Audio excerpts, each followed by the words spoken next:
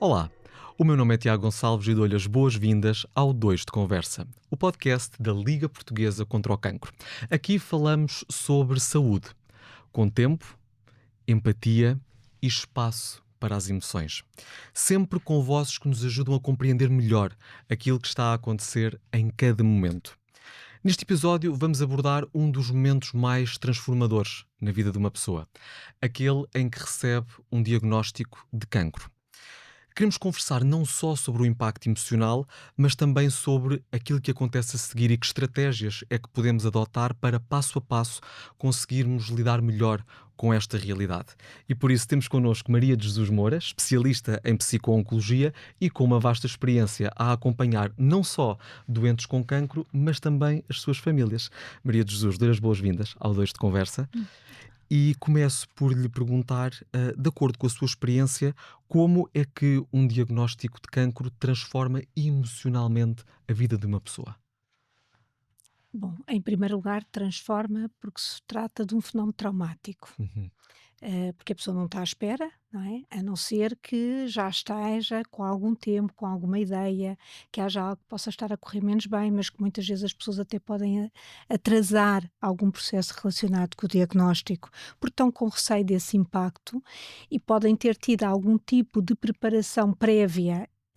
Que seja mais até do ponto de vista da negação, uhum. mas que não deixa de ser uma crise significativa na vida da pessoa. Primeiro porque se trata de uma doença crónica Uhum, e este começa logo por ser uma das questões significativas a lidar com o impacto da doença, claro. porque há também outro tipo de doenças que são agudas, que têm um impacto elevadíssimo, Mas que vão passar. que vão passar, não é? Esta vai passar, mas demora muito tempo, Claro que não sim, é? e portanto deve ser interpretada como tal. Exato, e a partir do momento em que nós estamos a falar de uma doença crónica, vai implicar cuidados durante bastante tempo que são transformadores na vida da pessoa. Antes desses cuidados, Maria Jesus, o que é que costuma ser mais difícil quando se recebe esta notícia? É o medo, é a incerteza? Qual é que costuma ser, de acordo com a sua experiência, o maior desafio que os doentes experienciam? Eu julgo que é um misto entre medo, tristeza, às vezes até zanga, Uhum. não é? Porque, mas talvez na fase inicial não seja logo tanta zanga, é sobretudo mais o medo e a O que é que vai tristeza. acontecer Do agora, que é não que é? vai acontecer, não é? O que é que vai mudar na minha vida, com que perdas é que eu estou a entrar em contacto. Pode eventualmente nessa fase inicial, em algum tipo de pessoas ficarem muito a elaborar sobre porque é que isto se está a passar comigo, porque eu fazendo um bocadinho uma revisão Ou seja, no da fundo é aquela vida. questão da negação. Pergunto-lhe pelo contrário, como Sim. é que nós aceitamos? Ou seja, como é que passamos a abordar a fase da aceitação como algo que é essencial e talvez o primeiro passo? O Tiago está a andar para a frente e eu andaria para trás. Vamos a isso. Isto é uma conversa, por isso podemos andar para onde quisermos. Exato, eu andaria para trás, porque a negação nem sempre é um mecanismo de adaptação negativo. A maior parte de nós vemos muitas vezes, ou de algumas pessoas, ou até de alguns profissionais de saúde que tenham menos experiência nesta área, vão ver a negação como um processo que pode pôr a pessoa desconectada com o seu processo de tratamento. E aí estamos a falar essencialmente de uma negação onde a pessoa nega a realidade, dizendo não se está a passar nada comigo, Isto não eu, é real. isto não é real, eu não preciso de fazer tratamentos, sigo com a minha vida para a frente. Ora, aí estamos num nível de negação de tal forma tão intensa que desconecta com a realidade. Uhum. Mas na maior parte das vezes nós estamos a lidar com outro tipo de negações, que são mais de estruturação interna, ou seja, a pessoa não está a conseguir lidar emocionalmente com tanta coisa ao mesmo tempo. Certo. Como eu lhe dizia há pouco, o diagnóstico vai trazer um fenómeno traumático, ou seja, é algo que acontece com uma grande intensidade emocional num curto espaço de tempo. E que papel é que os amigos e as famílias podem ter a este nível? Porque, havendo esta questão traumática e emocional que está associada, o que é que eu, enquanto amigo ou familiar, posso fazer para ajudar esta pessoa? Primeira linha, respeitar aquilo que a pessoa está a vivenciar ou que está a dizer o que espera, porque muitas vezes o que é que a família e os amigos que se sentem impotentes, querem ajudar, querem fazer alguma coisa, começam a pressionar para a aceitação. E a pessoa, se calhar, não está preparada E a ainda. pessoa precisa de um tempo para integrar. não Quanto é? tempo, mais ou menos? Pode parecer uma pergunta tonta, mas em média, que tempo é Depende, que é preciso? depende muito das pessoas, mas a literatura fala-nos entre uma semana a 3 semanas, mais ou menos. E durante essa altura, é frequente as pessoas isolarem-se, ou seja, não quererem estar com ninguém e entrarem na sua própria bolha? Às vezes não é bem no sentido de entrar na sua própria bolha só porque estão a refletir, às vezes é mesmo porque se querem proteger de questões, Uhum. não é? No sentido de, hum, que tratamentos é que vais fazer, que tipo de tratamentos é que são, Quanto tempo é onde, que quanto é? tempo é que é, não há um outro sítio onde possas fazer, não é? Uhum. E quando a pessoa ainda está a tentar integrar aquilo que se passa e que muitas vezes só está a tentar confiar numa determinada equipa e seguir o seu caminho, ou seja, vamos lá ver o que é possível fazer, que tipo de tratamentos é que eu tenho que fazer e como é que eu conduzo as minhas energias para lidar internas, não é? Uhum. Para lidar com este processo, já estão os outros todos a querer fazer muitas coisas. Ou seja, estão a ir antes de tempo, no E, fundo. exatamente. E, portanto, não permitem que a própria pessoa tenha esse tempo de integrar. E muitas vezes isto até traz alguma tensão do Para a ponto própria pessoa. para a pessoa e para os outros, não é? Porque, por exemplo, vamos pensar na família que está à procura, vê um diagnóstico de doença que é complexa e que já está à procura de não sei quantos sítios e dos melhores centros de referência para o tratamento, quando a pessoa já fez essa pesquisa e encontrou um lugar. E E em depois última instância, precisa. a doença é da pessoa, portanto, ela tem que ter Sim, essa e além disso, capacidade de a gerir. exato, e além disso a pessoa depois ainda precisa de começar a canalizar, como eu dizia há pouco, as suas energias para começar o tratamento, Uhum. não para andar dispersa a Certo. fazer pesquisa, porque isso adia, adia o processo. Então, portanto, a fase inicial, eu, enquanto amigo ou familiar, devo respeitar o tempo e o espaço daquela pessoa. E Uhum. durante o tratamento, qual é que deve ser a minha postura? A postura entre família e amigos deve de ir sempre ao encontro das necessidades do próprio doente, porque nós sabemos que há um conjunto de pessoas que lidam de uma forma similar e por isso existem alterações de tipo que ocorrem nos doentes oncológicos, do ponto de vista da adaptação psicológica. São elas as questões das alterações das relações interpessoais, Uhum. as questões da autonomia, a questão da perda de capacidades a determinados níveis que podem ocorrer na vida da pessoa, as alterações da integridade física e corporal, da integridade física e, por último, as questões existenciais. Uhum. Ora, de um modo global, as pessoas experienciam, podem não ser todas estas alterações, mas alguma delas. Além disso, em função das etapas do desenvolvimento, ou seja, todas as pessoas que têm cancro não têm a mesma idade, Claro. não é? E, portanto, as próprias etapas do desenvolvimento têm exigências e tarefas Diferentes. diferentes. E agora colocando-nos no papel do doente. Existem ferramentas, estratégias que nós possamos utilizar para lidar melhor do ponto de vista emocional com aquilo que estamos a sentir, com a altura, do processo em que estamos? Que ferramentas é que podemos utilizar? Hum, eu diria que a primeira ferramenta é ter informação adequada para tomar decisões. Não é? Porque um dos desafios iniciais que se coloca são as questões do desafio da adesão à terapêutica, Uhum. não é? Porquê? Porque também há imensas pessoas a darem opiniões, não é? E que às vezes são só mesmo isso, opiniões. Sim, são opiniões. Porque estes tratamentos podem não fazer bem, ou porque podem. Há aqui algo que é alternativo, Uhum. e não há problema algum em usar algo que seja alternativo. O que é preciso é integrar um conjunto de tratamentos que estão ao dispor do utente e que são discutidas com o seu médico para decidir o que é melhor para aquela pessoa. Sendo que às vezes algumas terapias complementares podem comprometer o efeito Exato. da terapia basilar, não Exato. é? Portanto, E temos por que isso ter precisa aqui. de ser discutido, por isso Exatamente. precisa de ser discutido com o médico. Portanto, muitas vezes o que as famílias tentam fazer é começar logo a encontrar alternativas e às vezes é demasiado, Uhum. não é? Quando a pessoa ainda está, como eu lhe falava há pouco, há um fenómeno traumático, não é? Como se Uhum. há uma pancada. Esta pancada é significativa para qualquer um de nós, mesmo que não seja com diagnóstico de doença, se vivermos algo que tem um impacto muito grande. Em muito pouco tempo desorganizamos. Ora, como é que nós conseguimos lidar com essa desorganização? Contornando o sofrimento. Porque Uhum. se estamos constantemente a entrar em contacto com o sofrimento, ou seja, aquela ideia que as pessoas têm que alguém que está a viver uma crise precisa de falar. Isso são muito as questões das defesas, tipo das nossas situações do cotidiano, não de situações de crise. Porque em situações de crise, se nós estamos constantemente a falar sobre o que nos inquieta e o que nos perturba, estamos a ativar esse sofrimento e não conseguimos organizar-nos. Portanto, muitas vezes o que as pessoas fazem são encontrar as tais defesas, como há pouco falávamos da negação, que pode ser uma defesa no sentido de, ok, eu faço os meus tratamentos, eu vou lá, mas não quero andar sempre a falar sobre isto.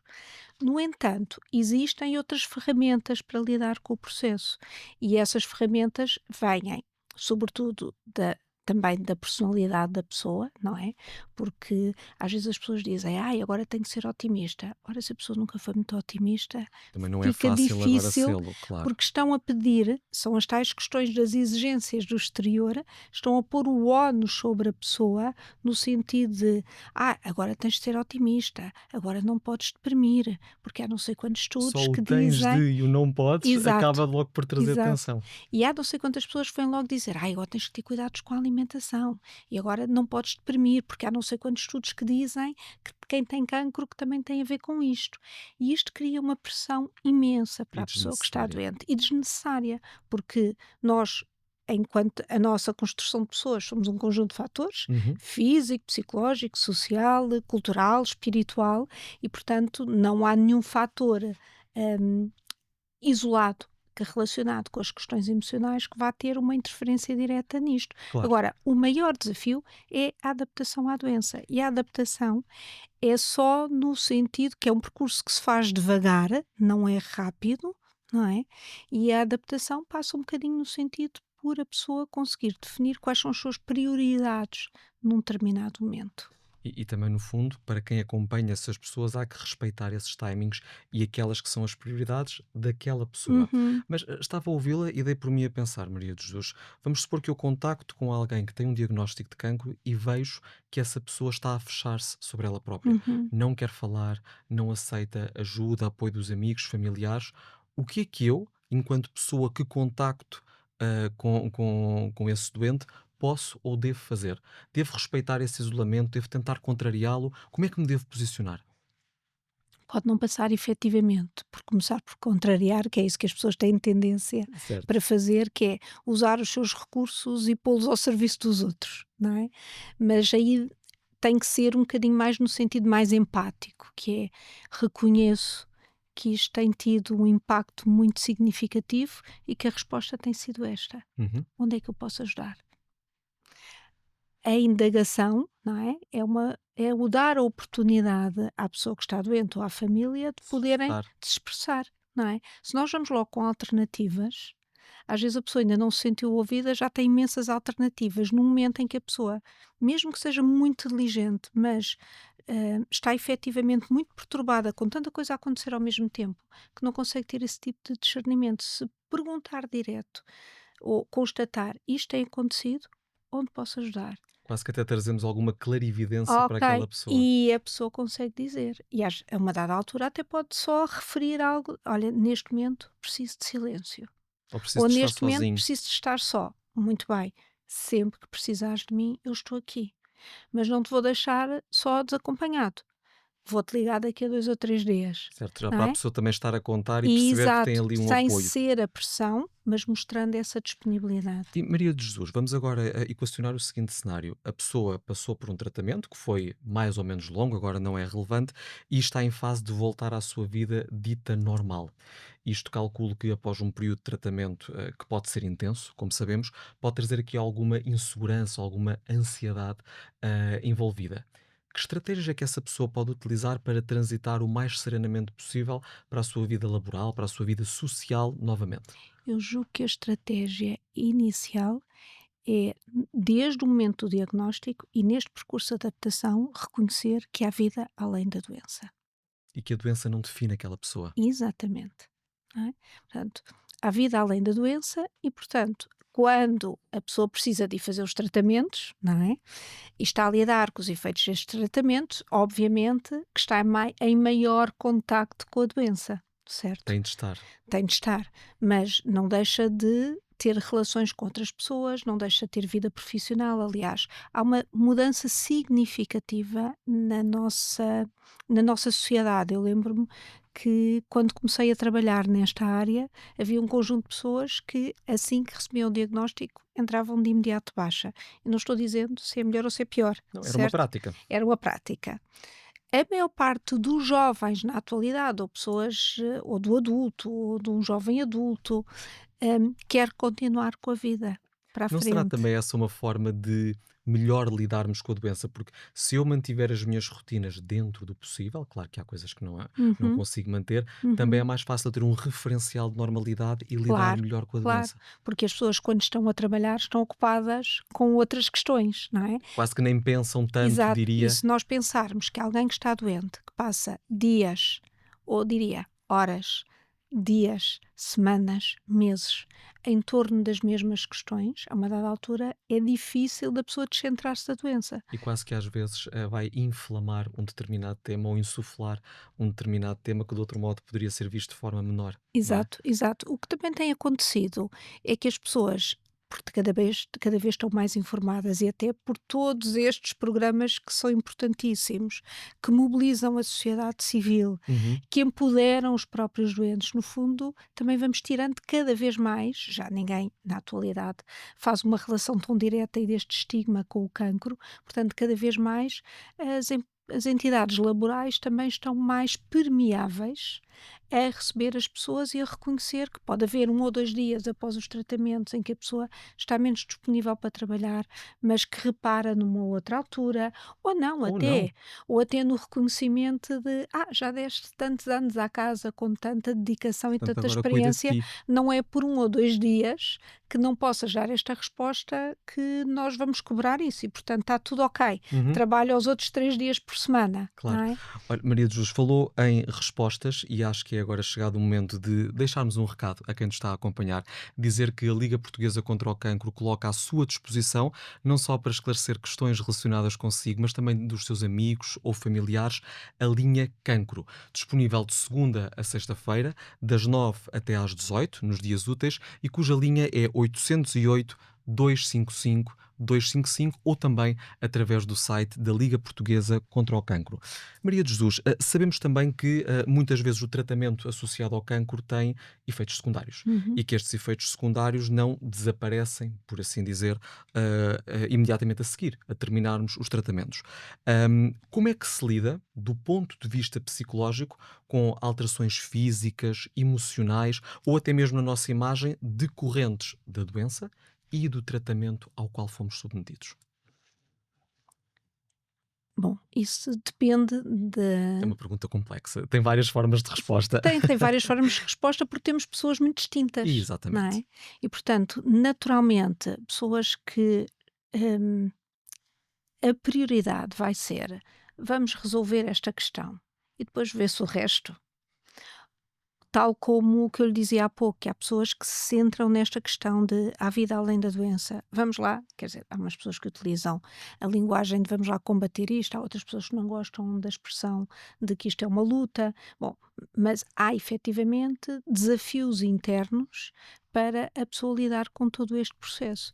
E, portanto, muitas das pessoas tentam encontrar alternativas de modo a não se exporem tanto, porque o problema é que também decorre do tipo de tratamentos que é utilizado na oncologia, estamos aqui diretamente a falar da quimioterapia, é que tem um primeiro efeito que é a queda do cabelo, não é? Que é muito visível Que e é muito impacta visível. logo a E pessoa, claro. enquanto noutras doenças, as pessoas até podem ter uma doença grave, uma doença crónica, limitante de vida, não é? Portanto, com um nível de complexidade elevado, mas que não tem visibilidade direta sobre a doença. E portanto, do ponto de vista da autoestima, acaba por não ser tão impactante. Exato, por um lado a autoestima, por outro lado a vulnerabilidade, ou seja, eu posso ter os meus problemas, como todos nós temos, Mas uns não de, o exponho, não tenho uns que de os uma expor. natureza, outros de outra, e eu escolho. Uhum, Não é? Na nossa vida temos essa possibilidade, felizmente, não é? claro. De escolher a quem vou partilhar essa informação.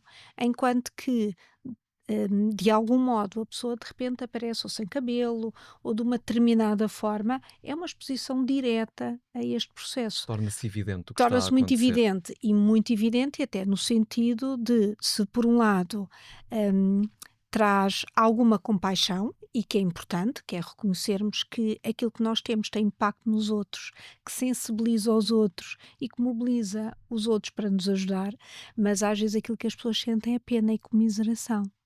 E quando sentem pena e comiseração, naturalmente, até em termos psíquicos, querem proteger e defender dentro da sua integridade, Até se podem não é? fechar mais em consequência Exato, dessa reação. exato. E portanto, quem está mais consciente disso tem sempre um bocadinho mais cuidado em não só em proteger-se, mas se calhar ou porque utiliza ou porque assume que há um determinado momento em que está mais abatido ou mais agastado fisicamente e utiliza aqui outras formas Uhum. de disfarçar a doença, ou porque se vai maquilhar, ou Ou porque perucas, ou utiliza, o que quer que seja o que seja. for, Uhum. não é? Mas também tem mais do que isso, mais do que como nós nos apresentamos em termos de imagem, tem sobretudo a ver como nós nos afirmamos quando estamos, não é? Porque até pode haver só alguém que assume que rapou o cabelo e que está com outras pessoas e que podem dizer: "Ah, que chatice, que pena, olha agora o que te aconteceu", e pode vir essa vulnerabilidade maior e a própria pessoa assumir e dizendo: "Sim, é verdade, mas isto não vai tomar conta de mim, eu Nem vou tem que me seguir com a minha", definir. pronto, nem tem que me definir. E às vezes põe logo uma postura, não é? Que vai educar o outro na forma como o Exatamente, deve tratar. exatamente. E isso também parte da responsabilização Uhum. dos próprios utentes, que é reconhecerem que é normal que os outros façam isso e que não o fazem com outra intenção, não Naturalmente. é? Mas que também é preciso fazer esse processo de Uhum. educação. Então as ferramentas também são muito ferramentas de comunicação, não é? De como é que eu me vou, o que é que muda em mim, como é que eu me afirmo dentro desta forma e como é que eu lido com este processo. Certo. Já percebemos também que a Liga Portuguesa contra o Cancro disponibiliza aqui vários tipos de apoio gratuito, nomeadamente as consultas de psico-oncologia, mas pergunto-lhe, faz sentido falarmos neste enquadramento de grupos de entreajuda, de pessoas que estejam a passar por uma realidade semelhante e que de algum modo se possam apoiar mutuamente? Isto é ou não benéfico do ponto de vista psicológico e emocional? É sim, porque as pessoas têm esta necessidade, todos nós temos a necessidade de nos sentirmos compreendidos e De pertença validados, a um sim. grupo. Por um lado, a pertença é que se colocaria aqui a um nível 2, mas não deixa de ser um nível 1, porque nós somos animais sociais e, portanto, precisamos de estar na relação com os outros, mas eu colocaria aqui num segundo plano, porque é um primeiro, que é quando experienciamos algo que é complexo e difícil, temos a necessidade de sermos validados ou de Uhum. sermos compreendidos nessa experiência. E neste grupo vamos encontrar pessoas que, ao passarem pelo mesmo, melhor Claro. vão compreender. Claro, porque não há ninguém, por muito que haja outro tipo de especialistas, com muita experiência na área, não há ninguém que entenda melhor a experiência daquela pessoa do que alguém que viveu o mesmo, não Naturalmente. é? E portanto, obviamente que tem aqui um papel de esse entendimento e mais do que isso, eu diria até de empoderamento, não é? Eu não Uhum. gosto muito da palavra em português, mas, Mas adequa-se bem para o que sim, queremos sim, transmitir agora, mas ela já vai entrando no no nosso nosso dia a dia léxico, de uma sim. outra forma e, sobretudo, este empoderamento que é, sobretudo, ajudar a capacitar. Ou Uhum. seja, eu muitas vezes tenho os meus recursos que eu treinei ao longo da minha vida. Não é? Com outro tipo de experiências, e agora surgem novas experiências que me estão a desafiar para ter outros recursos. E eles vão funcionar, eu vou testando. Na E vou ver vida o que é que fazemos isso. resulta comigo, o Vou que é que vendo o não que é que resulta. resulta e o que não resulta. Mas E às também há vezes. uma coisa que é importante, que é o que resulta em determinada etapa não tem que resultar na seguinte. Exatamente, exatamente. Isso é uma outra questão. Mas antes disso, também ter esta consciência que o que resulta e o que não resulta, mas eu vou ficando aqui na minha, não diria bolha, não é a palavra certa, mas com os meus recursos tipo. Uhum. E às vezes eu estou num grupo e ouço outra pessoa e de repente Olha, ainda posso não, fazer isto. ainda não tinha pensado nisto, não é? E para Quase que um, ganho uma nova ferramenta. exato, e para algumas pessoas diz: isto não tem nada a ver comigo", mas para outras de imediato pode ser o desenvolvimento de outro tipo de capacidades, porque não experimentar? E muitas vezes são muito eficazes, Claro. não E é? no fundo também pode ser aquilo que a pessoa estava a precisar para avançar, Exatamente, para dar o passo seguinte. exatamente. Maria de Jesus, tenho uma última pergunta para si antes de fecharmos o nosso episódio, que é: que mensagem é que gostaria de deixar a alguém que está a enfrentar um diagnóstico de cancro e que tem receio de pedir ajuda? No fundo, que acredita que tem que ser forte sozinho ou sozinha. O que é que esta pessoa deveria ouvir? O que é que lhe devemos dizer? Olha, eu digo imensas vezes na vida, quando, na minha experiência profissional, quando tenho pessoas a falar sobre ser forte ou fraco. E eu acabo por dizer que na vida não há fortes nem fracos, há circunstâncias de vida. Uau! E há momentos de vida onde nós temos imensas ferramentas, conseguimos lidar com as situações, sermos diligentes, tomar decisões e resolver imensos problemas. Há outros momentos de vida, sobretudo nestas situações mais traumáticas, não é? Em que o fenómeno traumático é este que bloqueia a capacidade que a pessoa possa ter de resolver problemas e de tomar decisões, hum, que é natural que eu não sinta esses recursos. E que aí requerer ajuda é que às vezes, muitas vezes, as pessoas têm a ideia que pedir ajuda psicológica é fazer uma psicoterapia ou um desenvolvimento pessoal. E neste contexto pode nem ter a ver exatamente com isso, mas pode ter a ver com ter um conjunto de sessões onde ajuda a lidar com questões específicas. E que é um conjunto que pode ser pontual apenas para fortalecer na altura da vida em que Exatamente, estamos. exatamente. Muito E bem. às vezes há pessoas que com uma, 2 ou 3 sessões numa situação de crise podem sentir que estão, a ser ajudadas, não é, desenvolver outro tipo de recursos que os ajudem a adaptar melhor aqui aos desafios da doença. Muito bem. Maria de Jesus, muito obrigado pela sua presença no 2 de Conversa. Foi uma vez mais um prazer conversar Obrigada eu consigo. pela oportunidade de falar convosco sobre este tema tão querido para mim. Muito obrigado, Maria de Jesus. Quanto a si que nos esteve a acompanhar, agradeço-lhe por ter estado desse lado. Já sabe que a Liga Portuguesa contra o Cancro está ao seu lado e ao lado daqueles que lhes são mais queridos para o apoiar, seja qual for o desafio. Existem ferramentas, existem soluções e a Liga Portuguesa contra o Cancro está disponível e pronta para as apresentar. Por enquanto, agradeço-lhe então por ter estado desse lado, despeço-me e encontramos-nos no próximo episódio do 2 de Conversa. Até lá, fique bem.